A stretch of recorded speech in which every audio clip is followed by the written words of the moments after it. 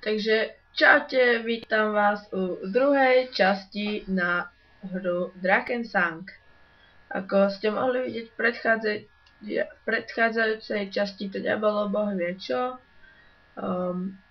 Videl som, že už ste mi niektorí dali aj odber, som vám za to veľmi vďačný. Ak by ste chceli niečo, aby som pre vás mohol v tejto hre urobiť, tak stačí mi len napísať. Čo dnes budeme robiť?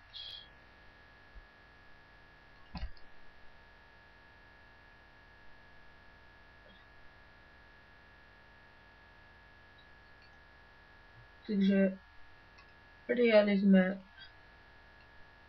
úlohu, ideme si ju hneď aj splniť. Úloha sa volá Psie beda, takže poďme na to.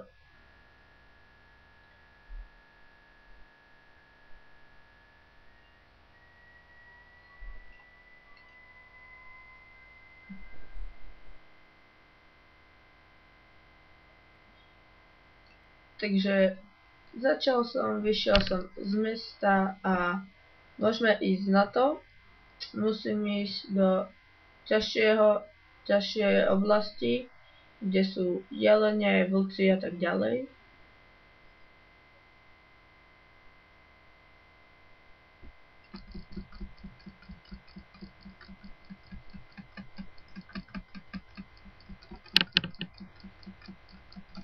Najprv sa zbavím týchto starých ľudí, ktorí sú príliš prefikanči.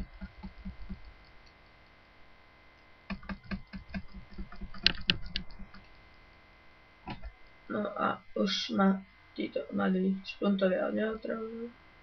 Môžem sa ísť pustiť, splniť misiu, dáme si blesky, Romy.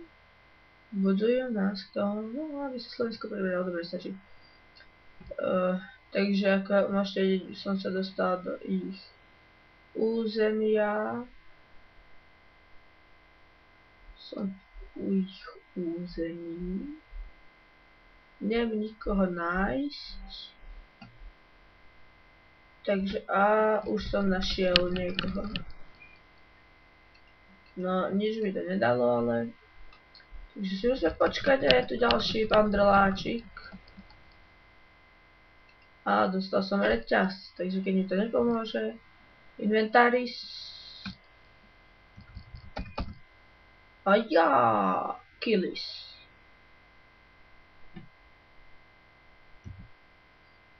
Zase ma tu otravuje psis.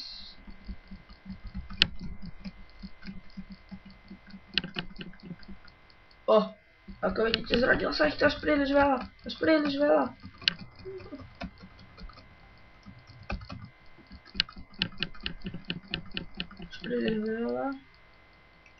Ale ja som to ubránil. Niečo som dostal, nejakú dobrú vec.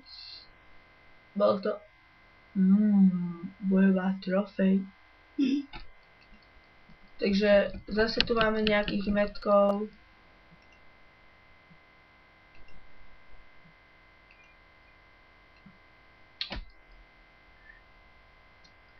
Takže ešte som dám tohto špehadivých srdc a poberám sa naspäť do mesta, kde si musím vyriešiť svoje veci.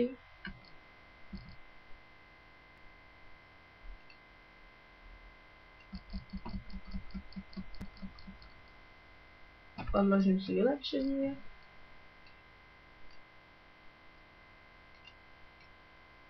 Poberám sa do mesta.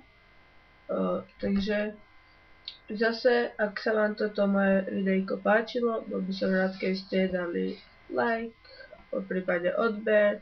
Ak by ste mali nejaké dotazy, tak mi kľudne napíšte.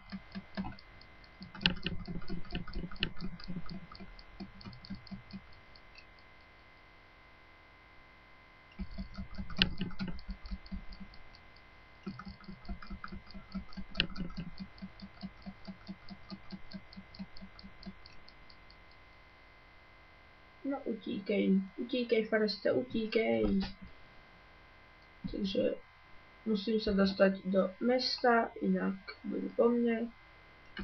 Takže ďakujem, že sledujete náš kanál a u ďalšej časti sa uvidíme čoskoro. Čaute.